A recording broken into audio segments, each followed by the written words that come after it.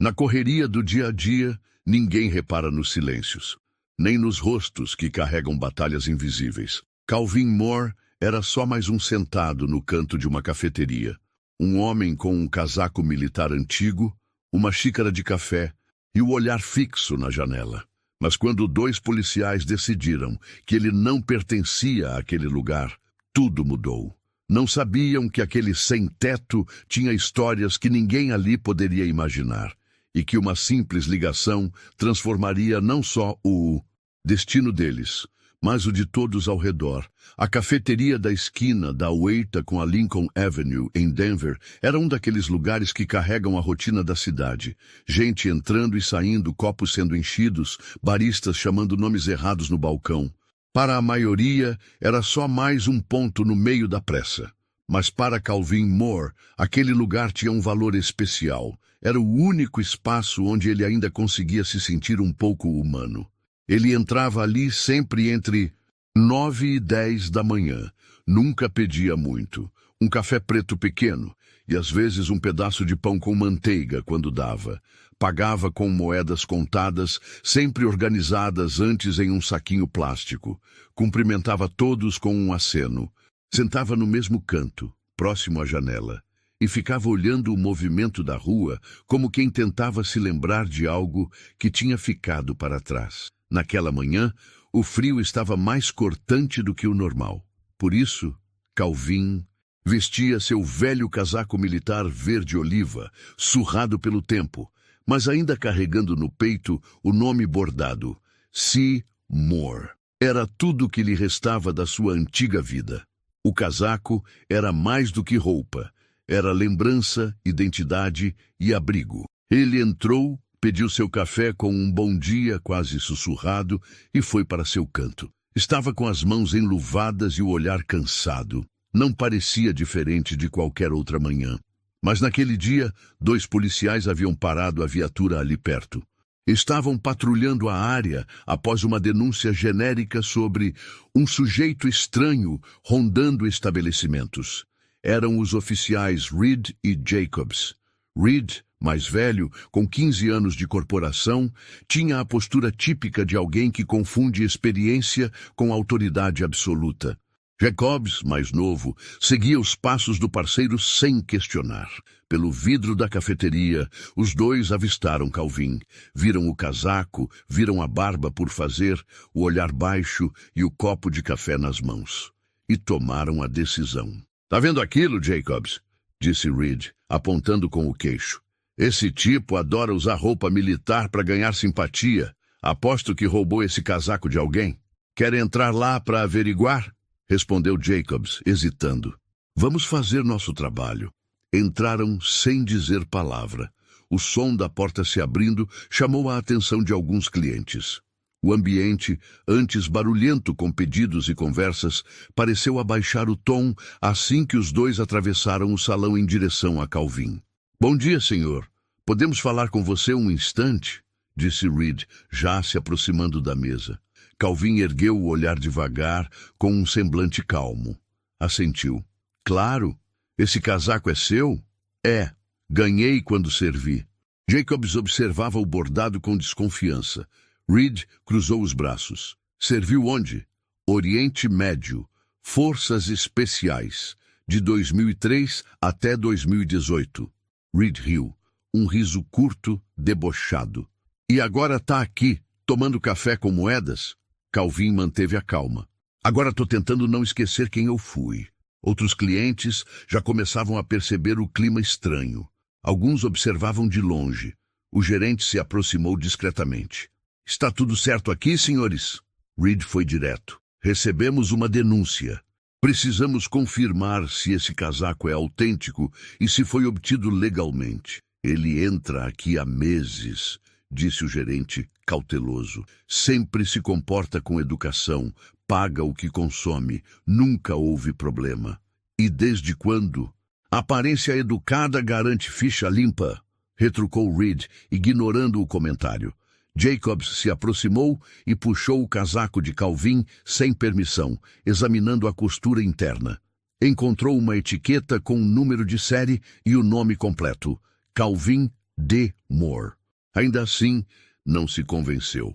Você pode ter conseguido isso em qualquer lugar. Um brechó, uma doação. Vamos precisar que nos acompanhe. Sem mandado? Perguntou o gerente, agora visivelmente tenso. Ele pode vir por bem ou por mal. Não force a situação. Calvin suspirou.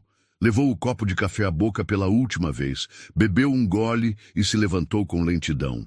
Mesmo com a humilhação, manteve a postura. Posso fazer uma ligação antes? Você vai ter tempo para isso na delegacia, respondeu Reed, e puxou as algemas. Os estalos metálicos ecoaram na cafeteria. Clientes observavam em choque. Uma senhora mais idosa murmurou para si mesma. Parece com meu irmão, ele também serviu e foi esquecido por todos. Enquanto era conduzido para fora, Calvin olhou em volta. Ninguém o defendia. Ninguém dizia nada. Mas também não era mais o mesmo olhar vazio de sempre. Havia dúvida, incômodo, vergonha silenciosa no ar. A porta se fechou atrás dele. Do lado de fora, o frio voltou a tocar sua pele. O casaco apertado contra o peito, agora sob os olhos julgadores de dois homens fardados que nunca viveram o que ele viveu.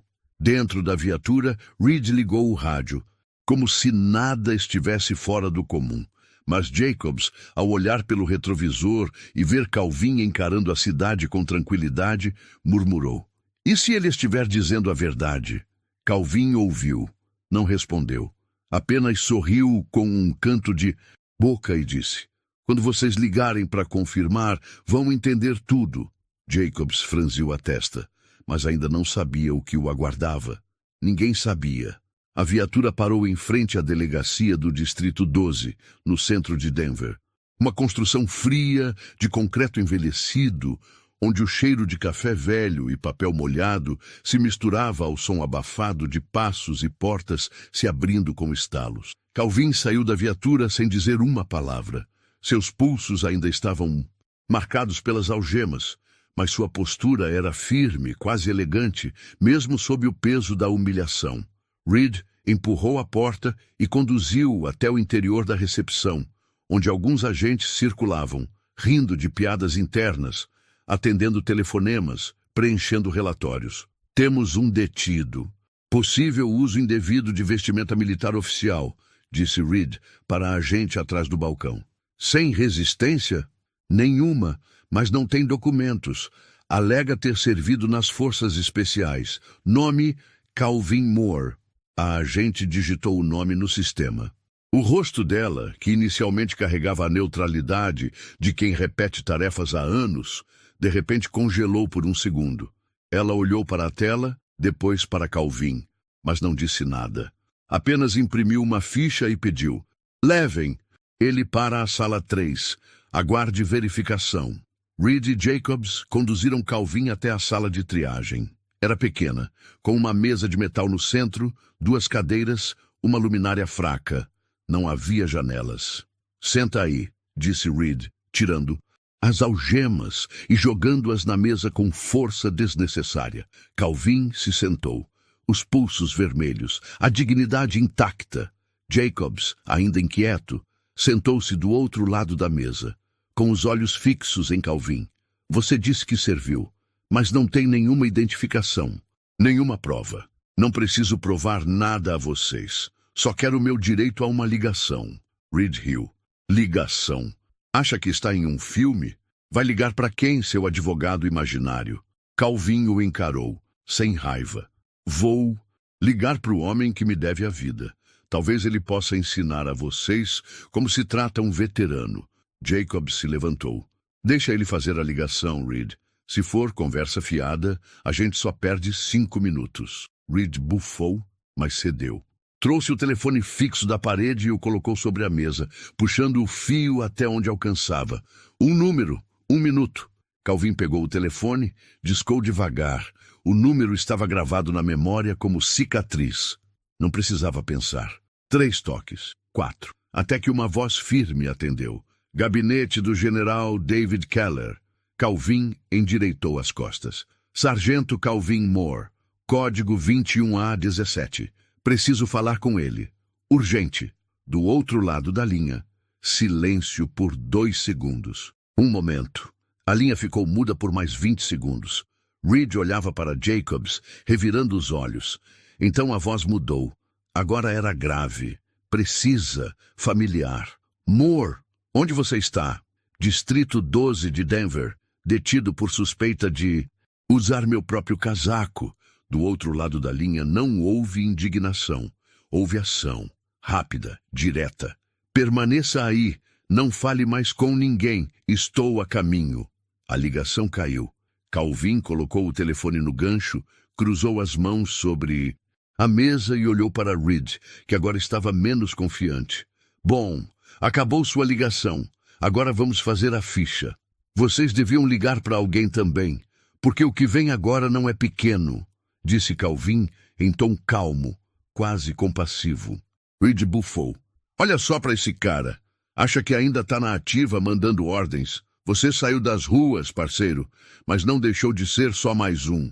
Jacobs, por outro lado, estava visivelmente desconfortável. Mexia as mãos, olhava para a porta.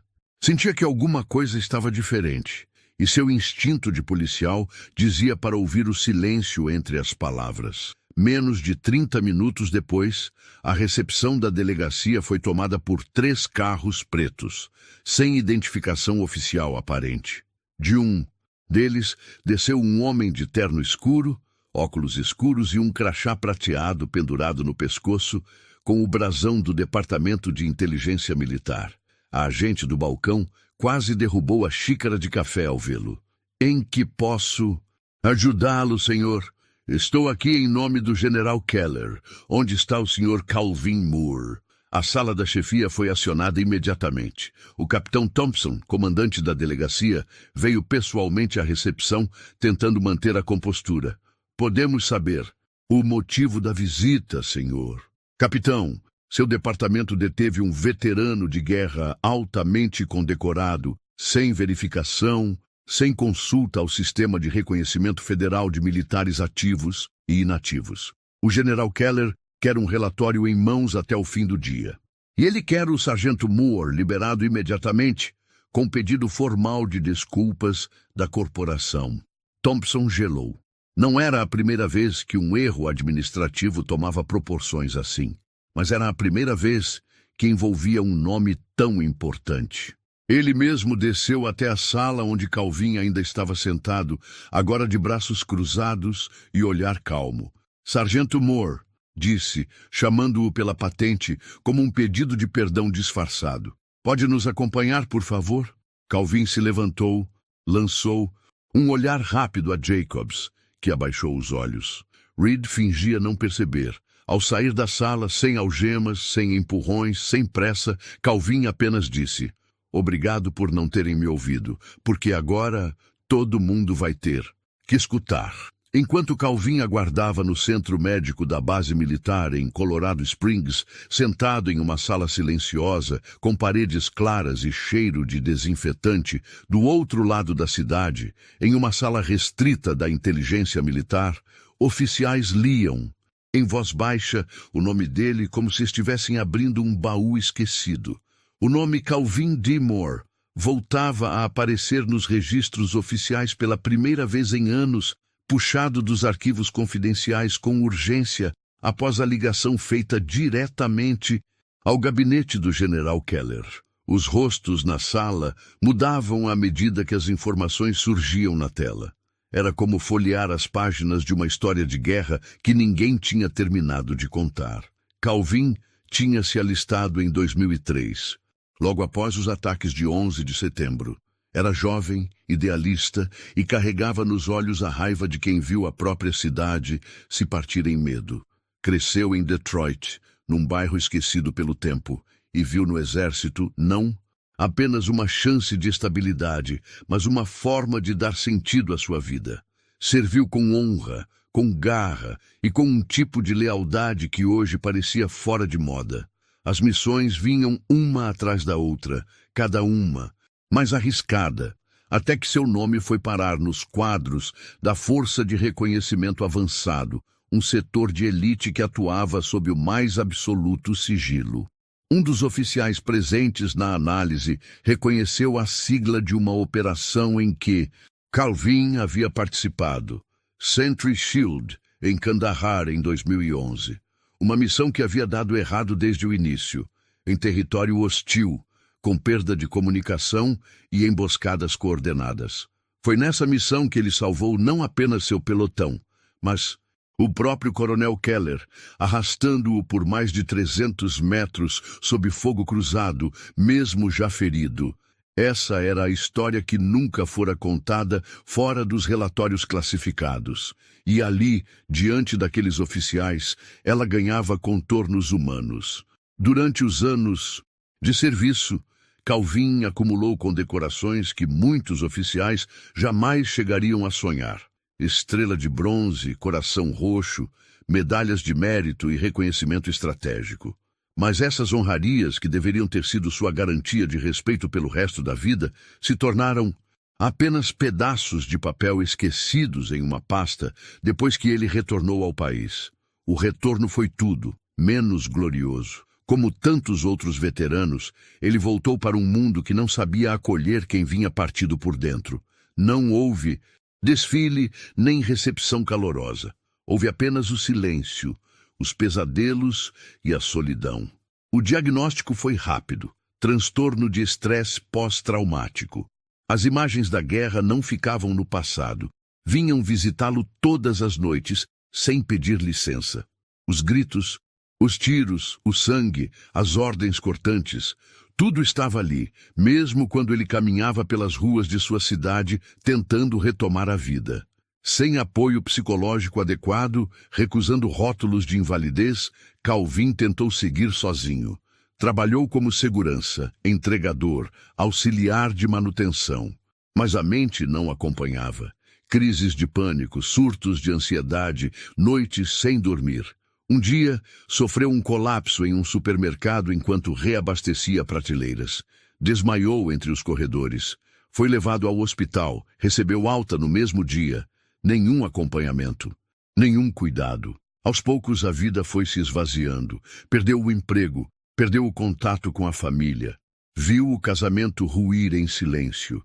E então, com uma mochila nas costas e o casaco militar ainda como único abrigo, passou a dormir nas ruas. Tornou-se um rosto entre tantos. Um nome que ninguém dizia, uma memória viva da guerra, largada no concreto frio da cidade que ele um dia jurou proteger. E mesmo assim, nunca pediu esmola, nunca perdeu a postura. Ainda mantinha os sapatos alinhados ao lado do corpo quando dormia. O casaco, sempre dobrado com cuidado, antes de ser usado de novo no dia seguinte. Um ritual de respeito a si mesmo, mesmo quando ninguém mais lhe oferecia o mesmo. Naquela manhã em que foi detido, ele não esperava justiça, apenas um café quente e uma hora de paz. Mas a reação dos policiais reacendeu uma parte dele que ainda resistia, a parte que sabia quem era, e sabia que não havia lutado tanto para terminar calado em uma cela, tratado como farsante. De volta à base, depois da verificação dos arquivos e da confirmação de identidade, Calvin foi chamado para uma sala privada. Lá estavam o capitão Lang, responsável pelo centro médico, e 2 oficiais do departamento de veteranos, todos de pé quando ele entrou. Lang o olhou com respeito, não com pena, com respeito. Sargento Moore, eu li cada linha do seu dossiê e, com toda a sinceridade, nós falhamos com o senhor. O sistema inteiro falhou. Calvin se manteve firme, mas não respondeu. Queremos corrigir isso. O senhor tem direito à moradia assistida, atendimento médico completo e pensão militar retroativa. Mas mais do que isso, queremos escutar o senhor, ouvir sua história. E se o senhor aceitar, incluir seu nome em um novo programa de resgate e reintegração para veteranos em situação de rua. Calvin baixou os olhos, respirou fundo. Não queria caridade, não queria medalhas de volta.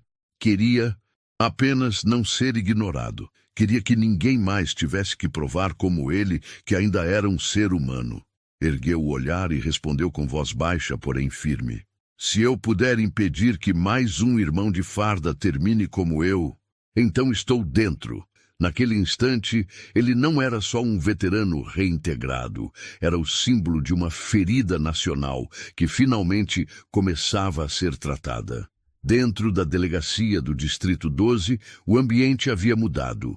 Não de maneira declarada, não em palavras, mas nos olhares, no silêncio mais longo entre um comentário e outro, na forma como os agentes passavam pelos corredores, desviando o olhar quando cruzavam com Reed e Jacobs.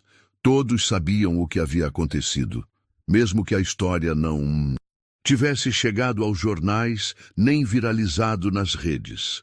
Não havia manchetes, não havia escândalo público.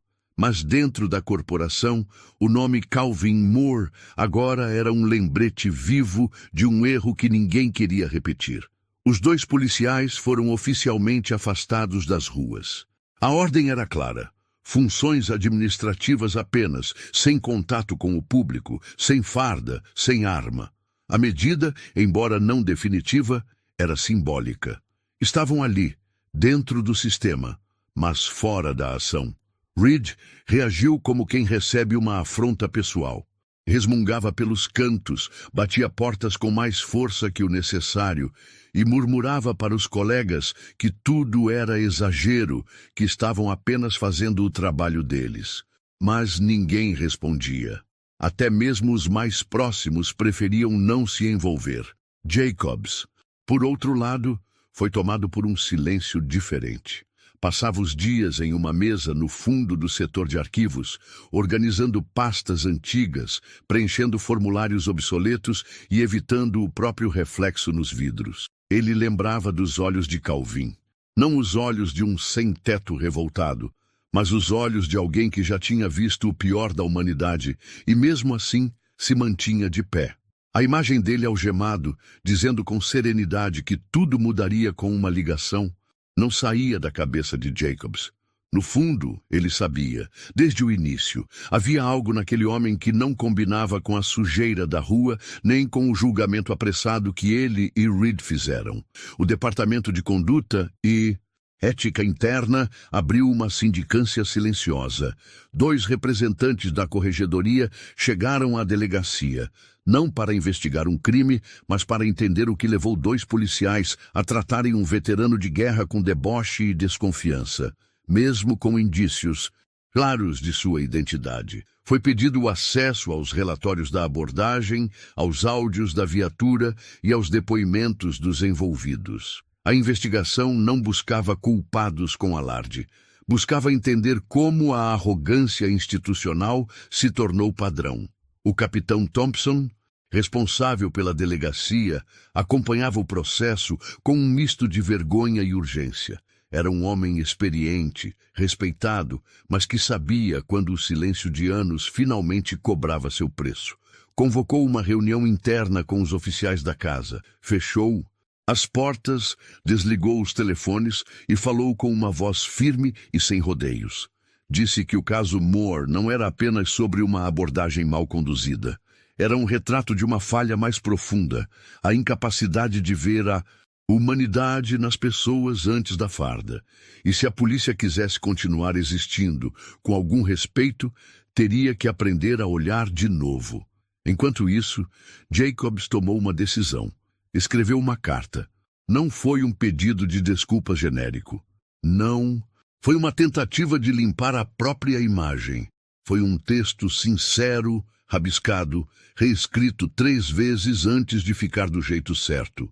Levou até o capitão Thompson e pediu que fosse entregue a Calvin, se fosse apropriado. Na carta, Jacobs escreveu que lamentava profundamente o que havia feito, que não conseguia dormir direito desde aquele dia, que pela primeira vez se deu conta de que estava usando a farda para se proteger do que não queria ver, e que se Calvin permitisse, gostaria de um dia trabalhar em algum programa de escuta, de apoio, de qualquer coisa que evitasse que outros como ele passassem pela mesma humilhação. Thompson leu a carta em silêncio.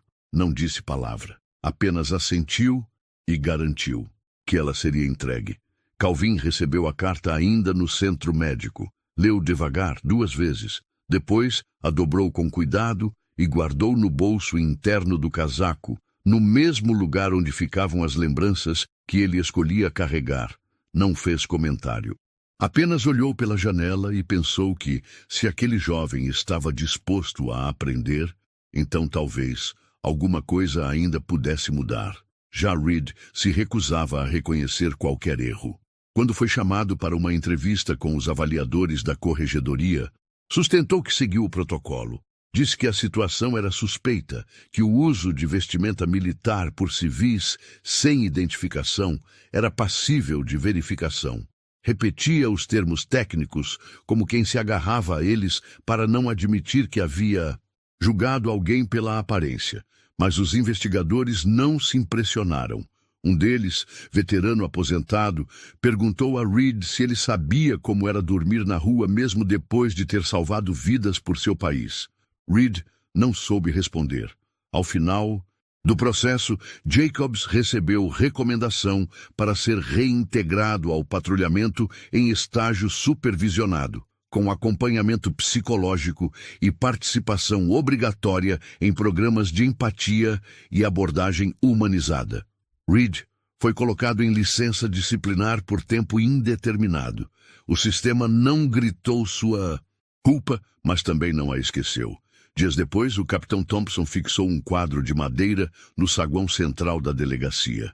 Nele, uma única frase gravada em baixo relevo. A dignidade não se mede pela aparência.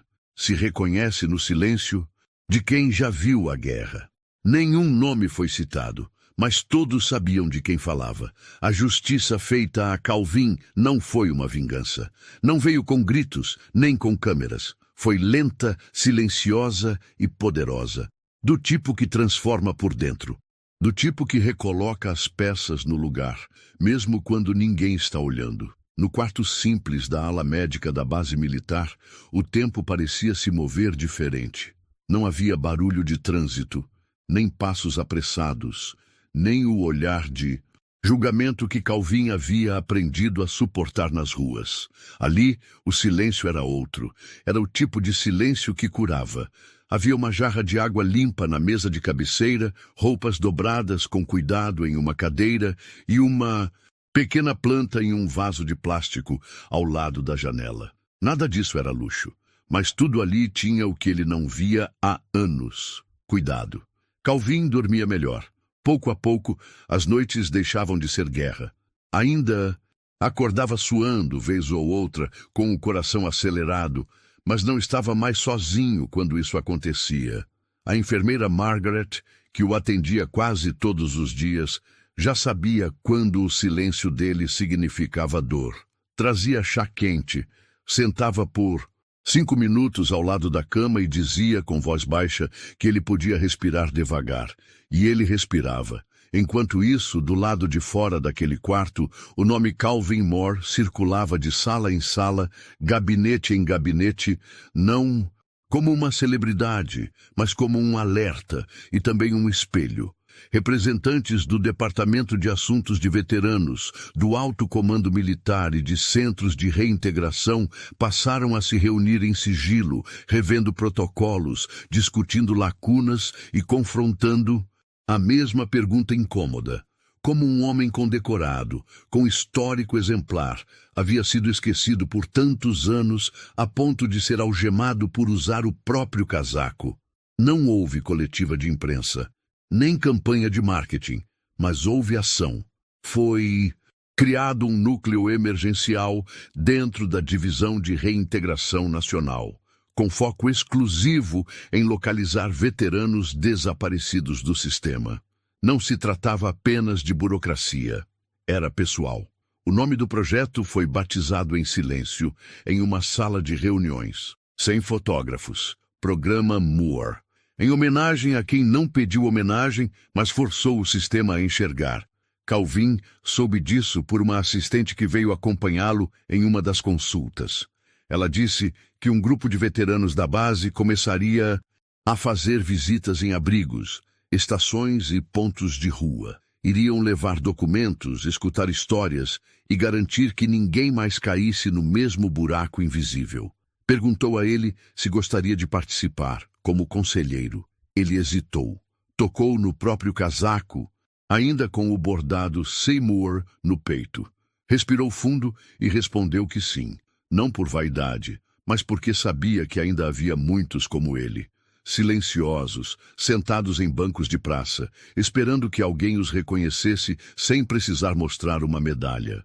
Poucos dias depois, o coronel responsável pela base o recebeu em uma sala discreta. Estava com uma pasta preta sobre a mesa, um café forte em uma caneca de aço e um semblante respeitoso. Disse a Calvin que os policiais envolvidos no caso haviam sido avaliados, que medidas internas estavam em andamento e que a carta de desculpas enviada por Jacobs havia sido recebida com respeito. Perguntou se ele queria formalizar uma denúncia, abrir processo, buscar reparação civil. Calvin respondeu, com a voz calma de sempre. Não queria indenização, não queria vingança, queria mudança. Queria que cada policial do país aprendesse a enxergar antes de julgar, que cada agente entendesse que nem todo homem ferido é um problema. Às vezes, é só alguém tentando sobreviver em silêncio. O coronel assentiu.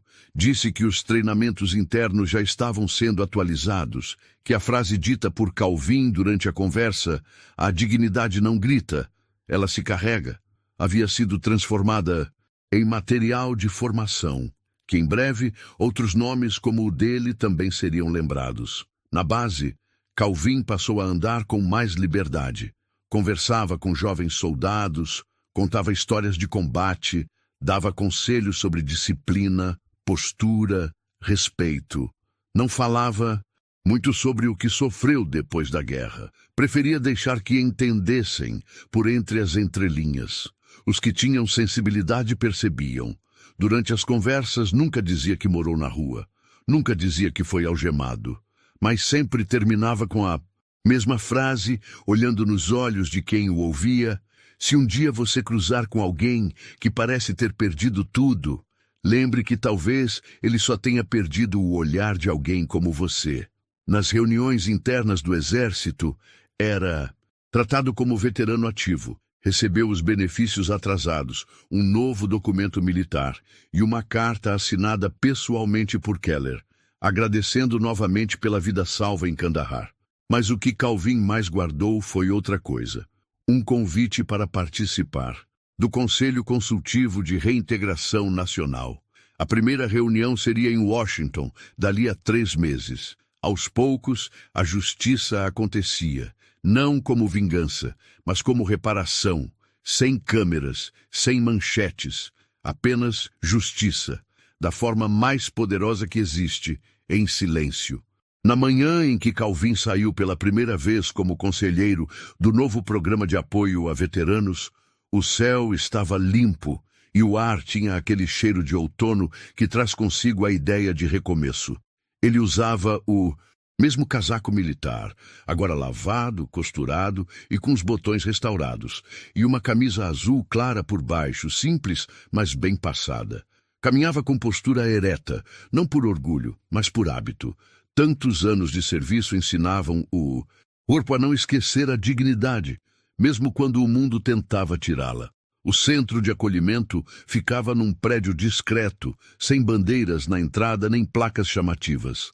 Lá dentro, cadeiras plásticas, café morno e uma mesa de madeira com documentos espalhados. 3 outros veteranos participavam do mesmo programa, cada um com um passado diferente, mas todos com o mesmo olhar de quem já teve tudo, e depois perdeu até o nome.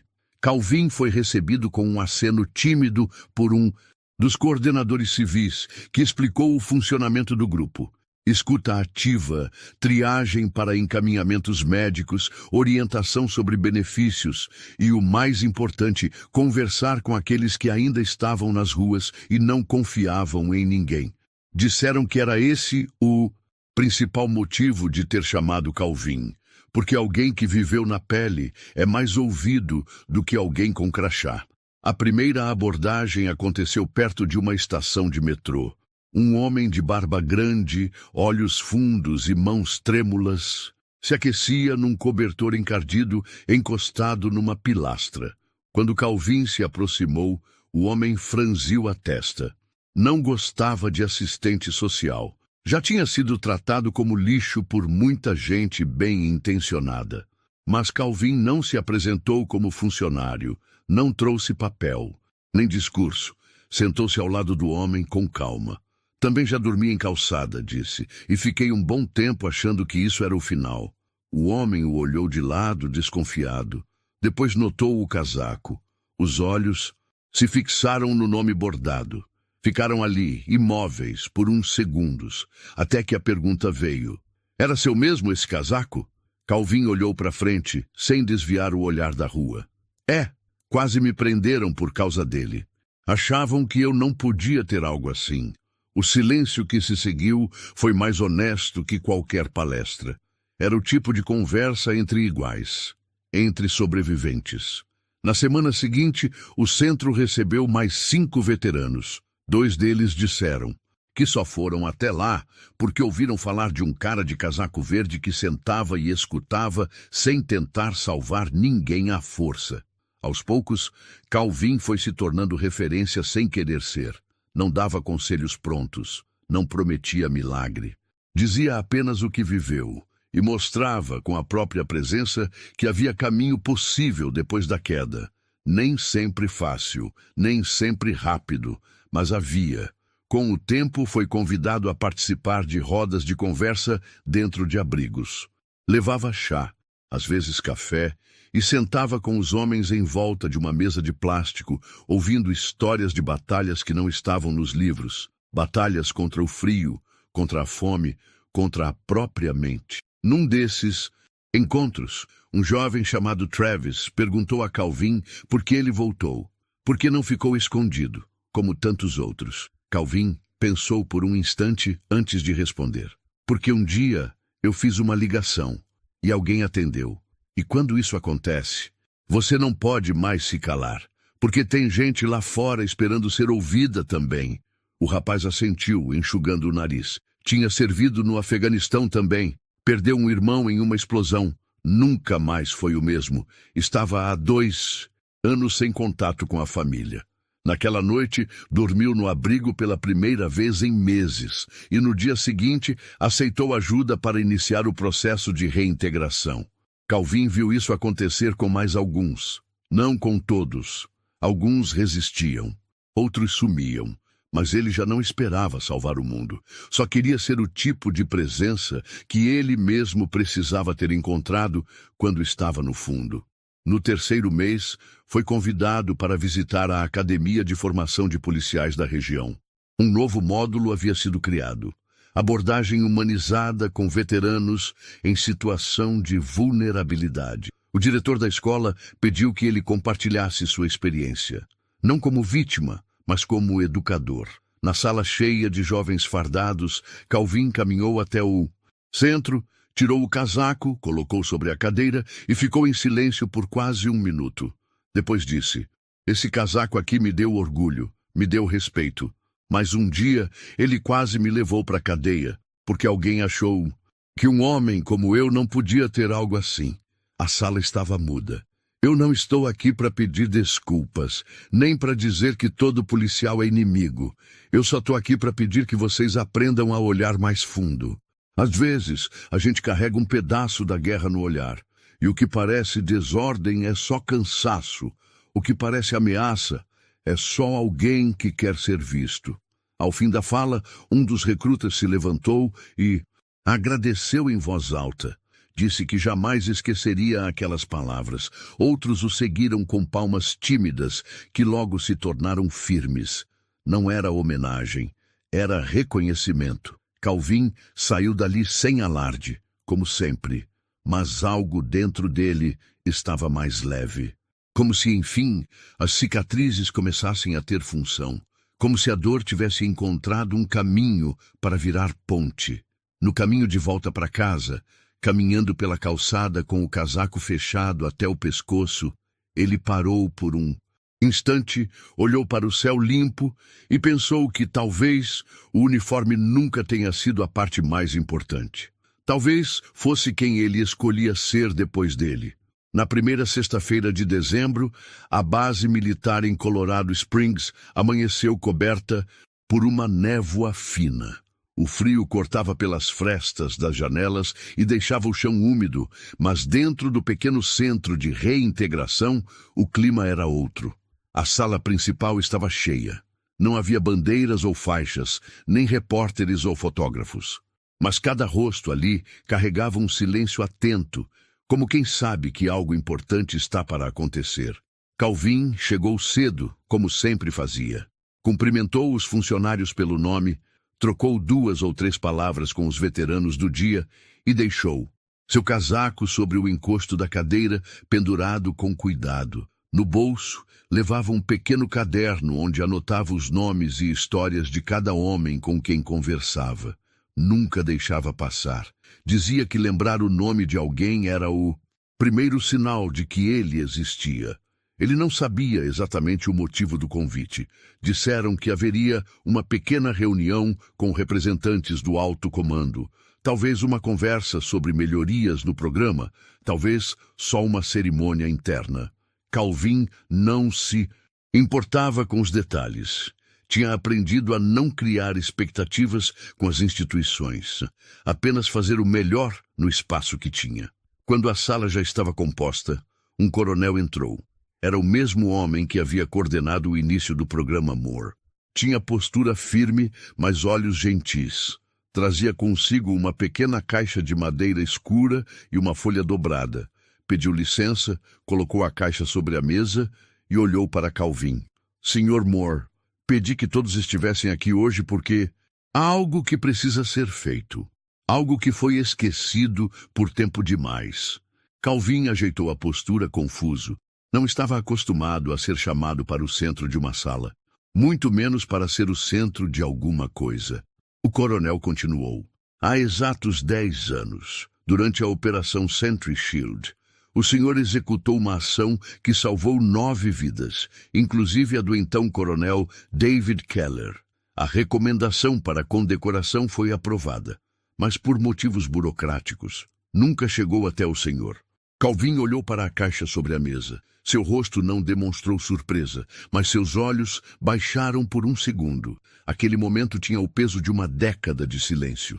Hoje, Sr. Moore, corrigimos esse erro. O coronel abriu a caixa e retirou uma medalha cuidadosamente posicionada em um suporte de veludo.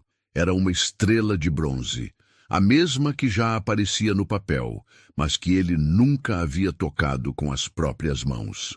Sem discurso ensaiado, o Seaton, coronel apenas estendeu a medalha. Em nome do Exército dos Estados Unidos e com profundo respeito, obrigado pelo seu serviço e por sua paciência com um país que demora a reconhecer seus heróis. Calvin se levantou, caminhou até a frente da sala com passos lentos. Não havia música, não havia flashes, apenas silêncio. Ele segurou a medalha com as 2 mãos, observou-a por alguns segundos e assentiu com a cabeça. Obrigado, senhor. Mas, se me permite, quero deixar essa medalha aqui, no centro. O coronel franziu a testa, curioso. Por que isso, sargento? Porque ela não representa só o que eu fiz, representa todo mundo que passou por isso e não teve nem chance de pedir ajuda. Eu só consegui fazer uma ligação. Muitos nem isso conseguem. Quero que, quando alguém novo entrar aqui, veja essa medalha e saiba que a história dele também pode continuar. A sala ficou em silêncio absoluto. Não era uma fala de efeito.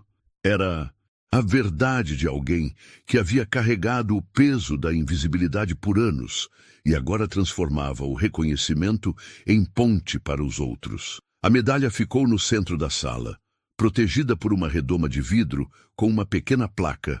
Ao lado, doada por quem não queria aplausos, mas mudança.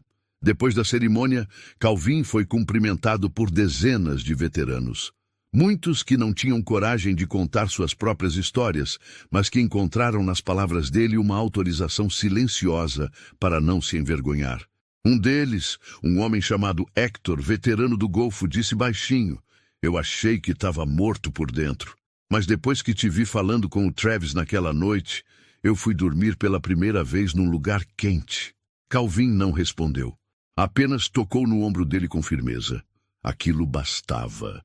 Com o tempo, seu nome começou a circular em outros centros, outras cidades.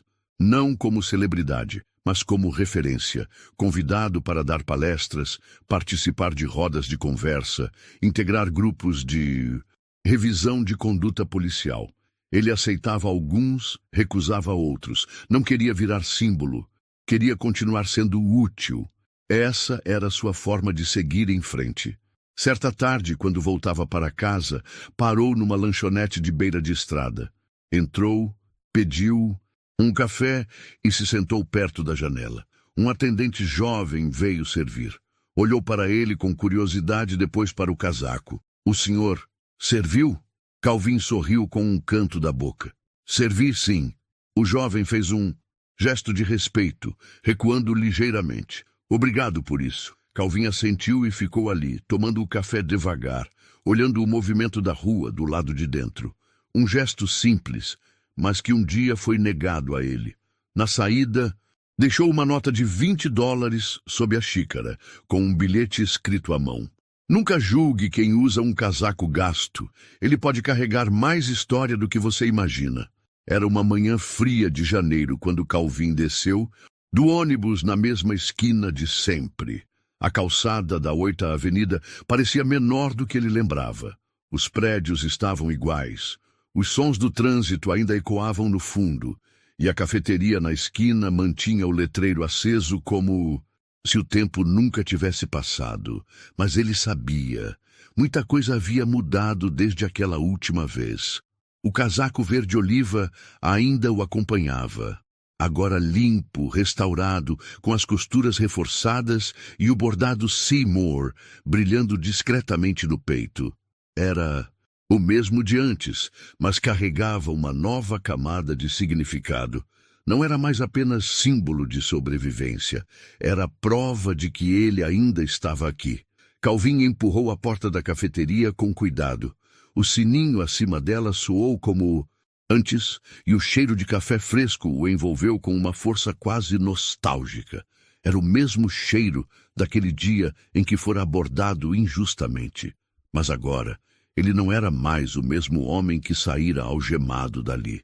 O lugar estava levemente mais movimentado. Pessoas sentadas em mesas, concentradas em telas, copos nas mãos, fones nos ouvidos. Ninguém o notou de imediato.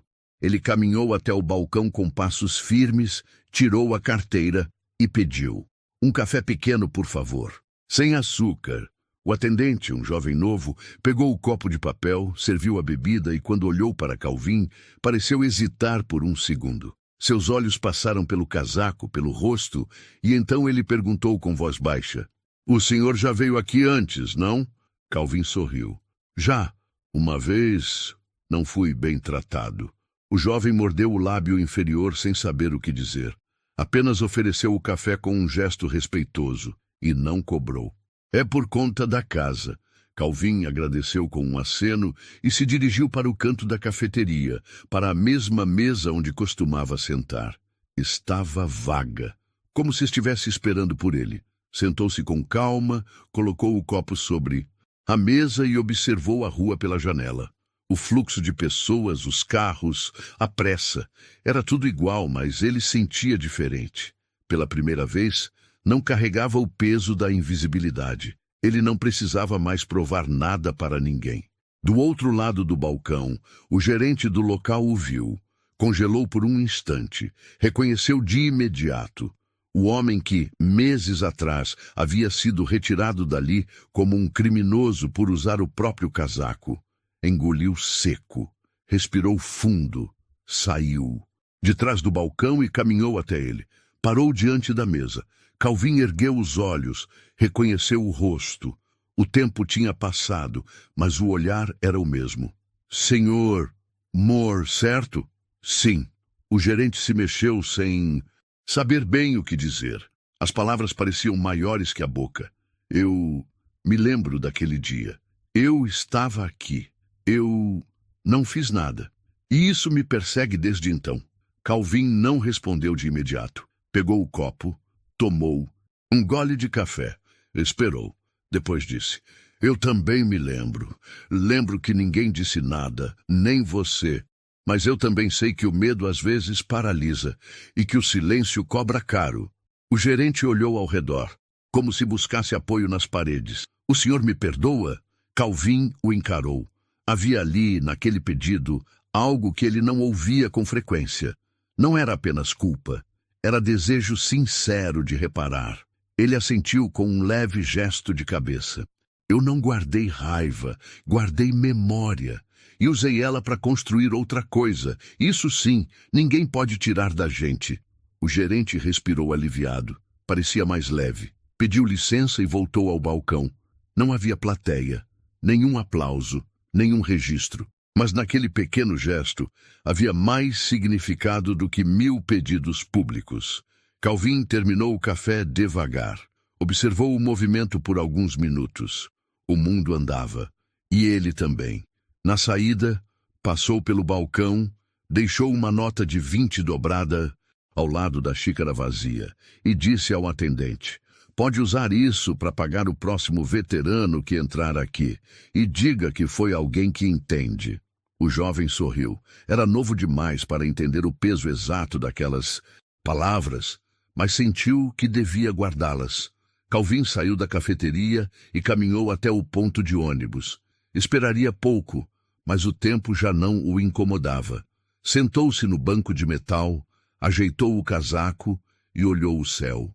Respirou fundo. Pensou em tudo o que viveu, em tudo o que perdeu e no que reconstruiu com silêncio, paciência e coragem. Ele nunca buscou vingança, nunca quis ser notícia.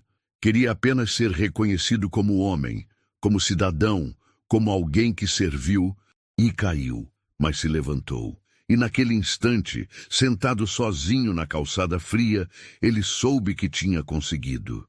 Os meses passaram como passa o vento frio de março, discretos, consistentes, mudando tudo sem fazer alarde.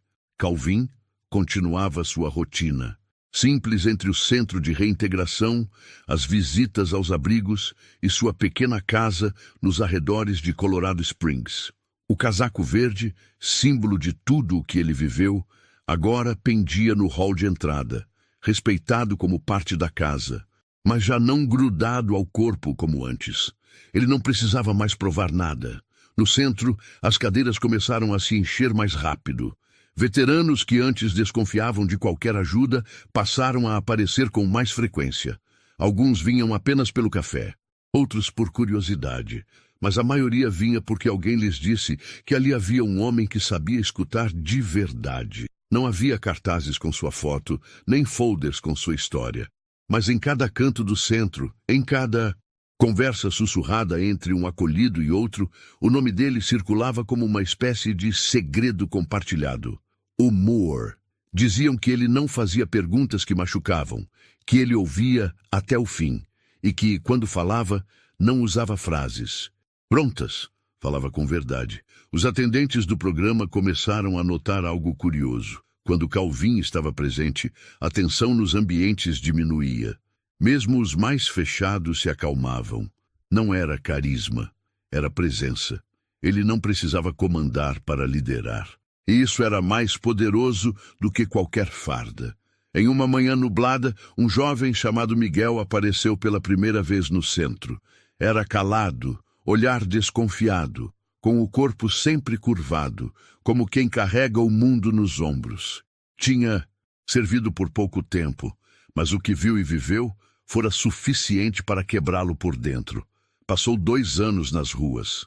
Não falava com ninguém. No primeiro encontro com Calvin, ficou em silêncio. Nos 10 minutos seguintes, também. No segundo, dia, apenas respondeu com sim e não. Foi no 8º dia que do nada começou a falar. Contou tudo de uma vez, como quem precisava vomitar a dor. Ao fim, com os olhos vermelhos, perguntou: por que o senhor escuta? Sem me interromper, sem tentar consertar. Calvin demorou a responder: porque quando eu precisei, ninguém escutou. E sobreviver só fez sentido quando eu entendi que podia ser o ouvido que faltou para mim. Miguel passou a frequentar o centro. Um mês depois, se ofereceu para ser voluntário na organização dos arquivos. 2 meses depois, se candidatou para uma vaga no programa oficial. Hoje, ajuda outros que chegam calados como ele. O efeito Calvin não se limitava aos centros de apoio. Na delegacia do Distrito 12, onde tudo havia começado, o nome dele foi incorporado a um protocolo interno. Um pequeno manual distribuído aos novatos trazia um capítulo chamado Caso Moore, com orientações claras sobre como abordar indivíduos em situação de rua, principalmente aqueles com indícios de histórico militar. O conteúdo era discreto, técnico, mas carregava a essência do que aconteceu. Respeitar antes de suspeitar, escutar antes de interrogar. Jacobs, o jovem policial, foi reintegrado com restrições. Participava ativamente das formações internas e, por iniciativa própria, passou a dar aulas sobre abordagem humanizada. Em uma dessas aulas, contou a história de Calvin para os recrutas. Eu algemei um homem que salvou mais vidas do que eu posso contar. E mesmo assim, ele não me tratou como inimigo. Ele me ensinou com o silêncio. Alguns riram desconfortáveis.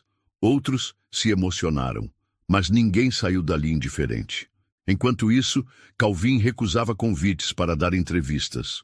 2 produtoras procuraram o centro pedindo autorização para fazer um documentário sobre ele. Ele recusou ambas. Disse que sua história não era entretenimento. Disse que não queria ser lembrado como exceção, mas como sinal de que há muitos como ele por aí. Invisíveis, mas reais. No fim do dia, o que mais importava para ele era simples: continuar presente, levar café, lembrar nomes, reforçar que a dignidade de um homem não pode ser medida pelo lugar onde ele dorme, mas pela forma como ele continua tentando viver. Numa tarde chuvosa, Margaret, a enfermeira que o atendeu nos primeiros dias de internação, apareceu de surpresa no centro. Levava um envelope nas mãos. Lá dentro, uma carta. Era do general Keller, escrita à mão. Calvin, hoje cedo, ao revisar relatórios do programa, vi que mais de 200 veteranos foram localizados e reencaminhados para tratamento por meio do projeto que você ajudou a formar. Muitos deles disseram a mesma coisa. Fui ouvido pela primeira vez em anos. Você não é só parte dessa história. Você é o motivo dela ter começado. Com respeito eterno, Keller. Calvin leu em silêncio. Não disse nada. Apenas dobrou a carta com cuidado e guardou no caderno onde anotava as histórias dos outros. Aquela, ele sabia, era apenas mais uma página no caderno invisível que ele vinha escrevendo sem precisar publicar. Seu legado não seria visto em prêmios nem em manchetes, mas estaria presente em cada homem que voltou a dormir sob um teto, em cada recruta que pensasse 2 vezes antes de sacar algemas, em cada atendente que, diante de um olhar perdido, dissesse: senta aqui, me conta seu nome. Um legado que não se grita, que não se aplaude, um legado que se sente. Era início de primavera quando Calvin sentou-se no banco de madeira do pequeno jardim nos fundos da casa onde agora vivia. As flores ainda não haviam desabrochado por completo, mas o verde começava a vencer o frio. O som dos pássaros era suave, e a luz do sol tocava seu rosto com delicadeza. Ali, no silêncio daquele quintal simples, ele sentia que, enfim, podia respirar sem o peso do passado pressionando os pulmões. O casaco verde-oliva estava pendurado dentro de casa, dobrado com cuidado em um suporte de parede que ele mesmo instalou. Não precisava mais usá-lo todos os dias. Já não era escudo, nem prova. Agora era memória. E lembrança, quando respeitada, não dói, ensina. Desde a última visita à cafeteria, onde tudo começou, Calvin continuava sua rotina com tranquilidade. Seguia no centro de acolhimento, mas agora como mentor de novos conselheiros. Passava mais tempo treinando pessoas do que atendendo diretamente. não por cansaço, mas porque entendeu que sua história precisava gerar continuidade. Isso se fazia multiplicando escuta, não centralizando aplausos. Certa tarde, um grupo de novos voluntários perguntou a ele o que mais desejava, agora que sua vida estava em paz. Pensaram que ouviriam uma resposta simples. Uma viagem, talvez. Ou reencontrar a família. Mas ele demorou a responder. Cruzou os braços sobre o peito, olhou para o chão de terra batida do jardim e disse: que ninguém precise viver o que eu vivi para ser tratado como humano. O silêncio tomou conta da sala. Era isso, era só isso, mas era tudo. Algumas semanas depois, Calvin recebeu uma carta do próprio gabinete do Exército. Um convite formal para participar de um painel nacional sobre políticas públicas para veteranos, em situação de rua. Ele sorriu ao ler. Não era do tipo que gostava de holofotes, mas respondeu com um sim. Alguém tem que estar lá e dizer a verdade sem florear, disse ao coordenador do centro. E se eu puder ser essa voz, então ainda tenho trabalho a fazer. Foi até Washington, em silêncio, acompanhado por um oficial de transporte.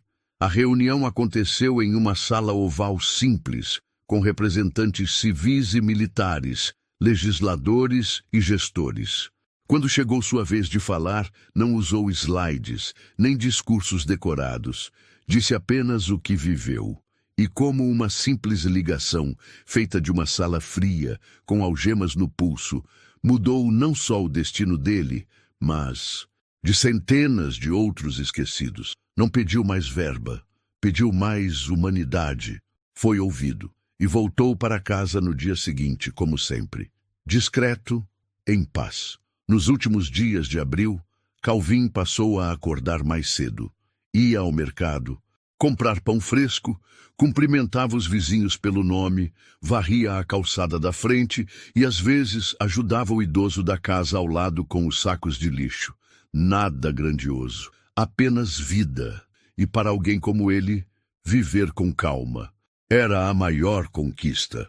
Em uma tarde comum, ao passar por um ponto de ônibus, viu um homem sentado no chão, com um cobertor sobre os ombros e um olhar vazio.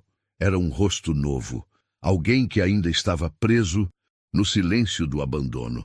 Calvin se aproximou, se agachou ao lado e perguntou: "Já tomou café hoje?" O homem negou com a cabeça. Calvin tirou uma garrafinha térmica da mochila e serviu num copo descartável. Sentou-se ao lado e ficou ali. Sem perguntas, apenas presença, porque ele sabia como aquilo começava. Sabia que antes de tirar alguém da rua, é preciso tirar a rua de dentro dele. E isso só se faz com tempo, com respeito, com escuta. De volta à casa, antes de dormir, Calvin sentou-se na varanda. Observou o céu, agora limpo. Respirou fundo e pensou em tudo o que havia vivido, da guerra ao abandono, da calçada à cafeteria, da humilhação à justiça. E agora, o silêncio. Que o envolvia era outro. Não era o silêncio do esquecimento, era o silêncio da paz merecida. Ele fechou os olhos e por um segundo ouviu vozes antigas, gritos de combate, estalos de tiro, chamados por rádio. Mas dessa vez, eles não o assustaram, apenas passaram, como quem se despede. Na manhã seguinte foi ao centro como sempre. Cumprimentou os colegas, organizou os nomes das triagens do dia e tomou seu café, sentado no mesmo canto de sempre. Mas havia algo diferente no ar. Todos sabiam. Aquela história estava chegando ao fim, mas não era um fim triste. Era um encerramento digno. Calvin não precisava mais estar ali todos os dias. Ele havia deixado sua marca. E agora, outros sabiam como continuar. Antes de sair, deixou um envelope na recepção, endereçado aos futuros conselheiros. Dentro havia uma única folha, com uma frase escrita à mão. Se você ouvir com o coração, eles vão saber que podem voltar para casa. E assinava apenas com Moore. O tempo passou, e Calvin seguiu sua vida, agora anônima outra vez. Mas seu nome ainda ecoava nos corredores dos centros, nas delegacias reformuladas, nas academias de policiais e principalmente nos cafés quentes servidos com respeito. Ele não virou manchete. Não deu entrevista, mas transformou o mundo de quem mais precisava. E talvez, no fundo, essa seja a verdadeira definição de herói. Essa é a história de Calvin Moore. Um homem esquecido pelas ruas, julgado por um uniforme, mas lembrado como símbolo de humanidade, dignidade e transformação. Agora eu te pergunto, você já julgou alguém pela aparência, sem imaginar o que ele poderia estar carregando por dentro? Comente aqui embaixo. E se essa história tocou você, inscreva-se no canal para não perder as próximas histórias emocionantes e inesquecíveis. Até a próxima.